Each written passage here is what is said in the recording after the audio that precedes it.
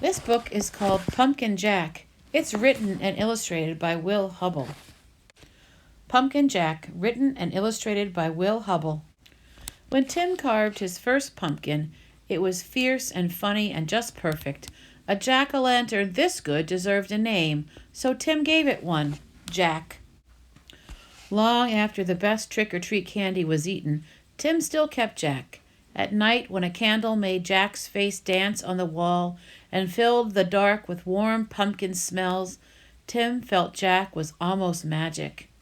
Yet too soon, the spell was broken. "This pumpkin is beginning to rot," announced Mom. "It's time to throw it out." Tim knew it was useless to argue. He carried Jack to the garden, which was filled with the brown ghosts of last summer's plants. A dead garden is better than the trash can, thought Tim. Still, it made him sad to leave Jack outside and all alone. Whenever chores or play brought Tim to the garden, he looked at Jack, and every time Jack was different.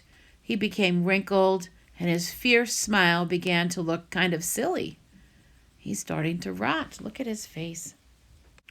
Mold spread over Jack's bright orange skin. As the days turned colder, Jack grew flatter. Winter began, and soon Jack was hidden beneath the snow as Tim forgot about him.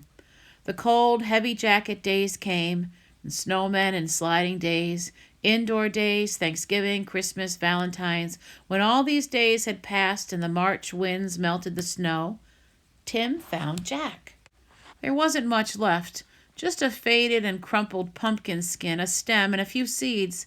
Jack's Halloween magic was a distant memory now. Tim scraped a thin blanket of earth over the last bits of his pumpkin.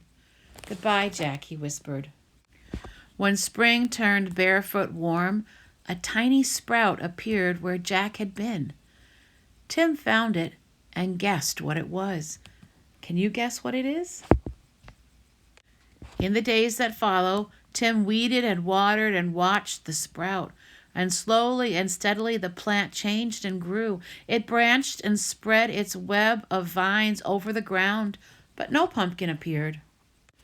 The days turned hot. Flowers opened on the plant each morning, yellow stars that twisted shut forever in the afternoon, and still there were no pumpkins.